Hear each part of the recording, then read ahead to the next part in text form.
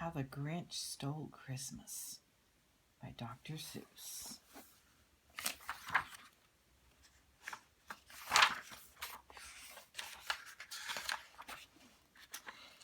Every Who down in Whoville liked Christmas a lot. But the Grinch, who lived just north of Whoville, did not. The Grinch hated Christmas, the whole Christmas season. Now please don't ask why. No one quite knows the reason. It could be his head wasn't screwed on just right. It could be, perhaps, that his shoes were too tight. But I think that the most likely reason of all may have been that his heart was 2 sizes too small. There's the Grinch. But whatever the reason, his heart or his shoes, he stood there on Christmas Eve, hating the Whos, staring down from his cave with a sour, Grinchy frown at the warm lighted windows below in their town, for he knew every Who down in Whoville beneath was busy now hanging in a mistletoe wreath. And they're hanging their stockings, he snarled with a sneer. Tomorrow's Christmas. It's practically here. Then he growled with his Grinch fingers and nervously drumming, I must find some way to stop Christmas from coming. For tomorrow, he knew. See, there he is. He's looking down at Whoville. Mary, Mary, says up here. All the Who girls and boys would wake up bright and early. They'd rush to their toys, and then, oh, the noise. Oh, the noise, noise, noise, noise. That's one thing he hated. The noise, noise, noise, noise. Look at all this stuff going on. Then the Who's, young and old, would sit down to a feast. And they'd feast, and they'd feast. And they'd feast, feast, feast. They would feast on Who pudding and rare Who roast beast, which was something the Grinch couldn't stand in the least. Look at their table. It's all the way around, and look at all the food coming. Up here it says, Mary, Mary. And then they do something he liked least of all. Every Who down in Whoville, the tall and the small, would stand close together with Christmas bells ringing. They'd stand hand in hand, and the Whos would start singing. And they'd sing, and they'd sing, and they'd sing, sing, sing. And the more the Grinch thought of this Who Christmas sing, the more the Grinch thought, I must stop this whole thing. Why, for 53 years I put up with it now. I must stop the Christmas from coming. But how? See, they're all standing, holding hands, singing their songs. Then he got an idea. An awful idea. The Grinch got a wonderful, awful idea. I know just what to do. The Grinch laughed in his throat, and he made a quick Santa Claus hat and a coat. And he chuckled and clucked with a great Grinchy trick. With his coat and his hat, I look just like Saint Nick. There he is. Look down here. Cut it all out. The scissors cut it. All I need is a reindeer. The Grinch looked around. But since reindeer are scarce, there was none to be found. But did that stop the old Grinch? No, the Grinch simply said, if I can't find a reindeer, I'll make one instead. So he called his dog Max, and he took some red thread, and he tied a big horn on the top of his head.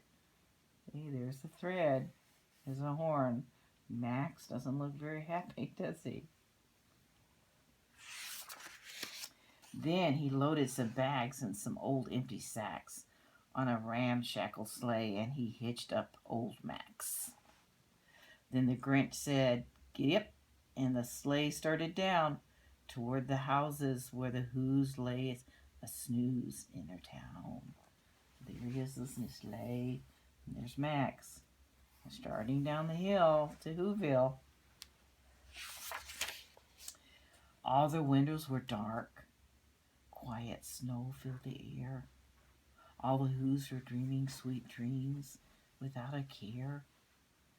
When he came to the first little house on the square, "This is stop number 1, the old Grinch Claus hissed, and he climbed to the roof, empty bags in his fist." So there's his sleigh, there's Max, climbed up to the roof. There he is with his bag. Gonna go down the chimney. See his lantern? Then he slid down the chimney, a rather tight pinch. But if Santa can do it, then so could the Grinch. He got stuck only once for a moment or two, then he stuck his head out of the fireplace flue, where the little Who stockings all hung in a row. These stockings, he grinned, are the first to go. He was reaching for those stockings right there. And look, the little Who children in their little bed over here. Then he slank to the icebox, and he took the Who's feast. He took the Who pudding, and he took the roast beast. He cleaned out his icebox as quickly as a flash. Why, that Grinch even took their last can of Who hash. So he's taking everything out of the refrigerator, putting it in his bags. You can still see in here, little Who's sleeping in their bed. Then he stuffed all the food up the chimney with glee, and now, grinned that Grinch, I'll stuff up the tree. Oh, he's even going to take the tree.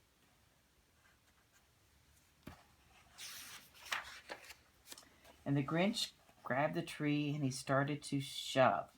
Then he heard a small sound like the coo of a dove. He turned around fast, and he saw a small Who, little Cindy Lou Who, who was not more than 2. The Grinch had been caught by this tiny Who daughter, who'd got out of bed for a cup of cold water. She stared at the Grinch and said, "Santa Claus, why are you taking our Christmas tree? Why?" See there, she got out of bed. She was sleeping right there, and she got out of bed.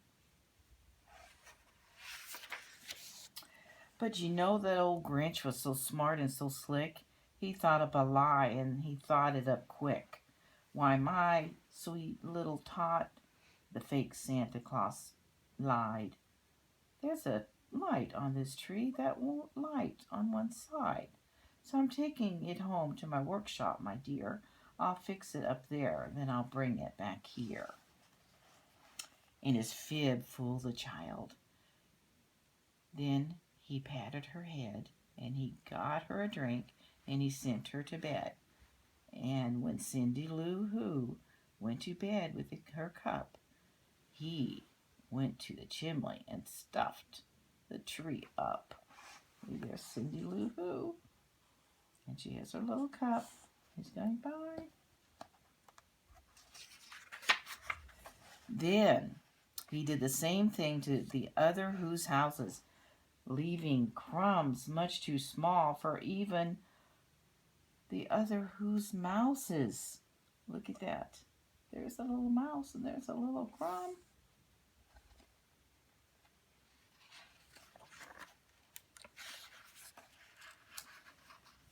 "3,000 feet up the side of Mount Crumpet, He rode with his load to the tip-top to dump it. Pooh-pooh to the who's. He was grinchly humming. They're finding out now that no Christmas is coming. They're just waking up. I know just what they'll do. Their mouths will hang open a minute or two. Then the Who's down in the Whoville will all cry, boo-hoo. So there he is, top of the mountain, all their Christmas right up here. And look, he's starting to push it over the edge, isn't he?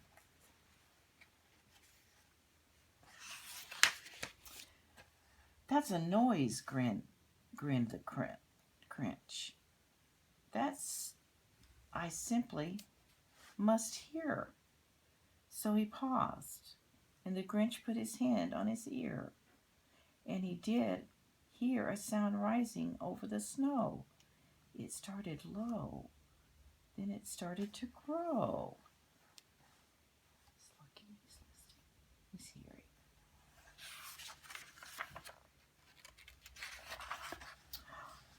Every Who in Whoville, the tall and the small, was singing without any presents at all.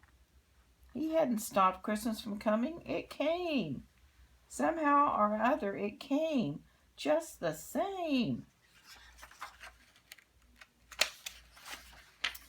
And the Grinch, with his Grinch feet ice cold in the snow, stopped puzzling. How could it be so? It came without ribbons, it came without tags, it came without packages, boxes, or bags, and he puzzled 3 hours till his puzzler was sore. Then the Grinch thought of something he hadn't before. Merry Christmas, he thought. Maybe Christmas, he thought, doesn't come from a store. Maybe Christmas, perhaps, means a bit more. See, he's just really puzzled.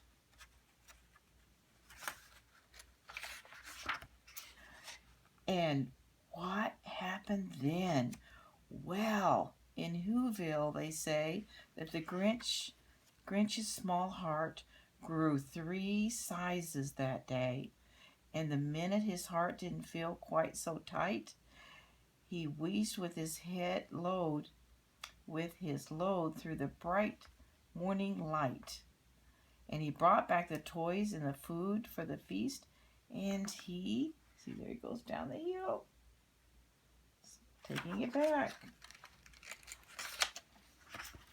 And he himself, the Grinch, carved the roast beef. So he went down to Whoville, and he's having Christmas with the Who's. Hope you enjoyed the book.